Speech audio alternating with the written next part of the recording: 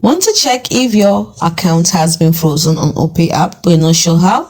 I'm Kate, and in this video I will show you how. Now let's get started. So to check if your account has been frozen on Opay app, the first thing you do is open up the Opay app. Then you click on the me icon at the top bottom right corner over here.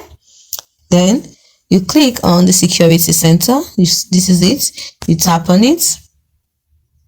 Then you tap on account unfreeze. Give it a few seconds to load, and you can see there are no security restrictions on this account. Now, if your account is frozen, it is due to insufficient account KYC, know your customer information, fraudulent transaction, wrong transactions, etc.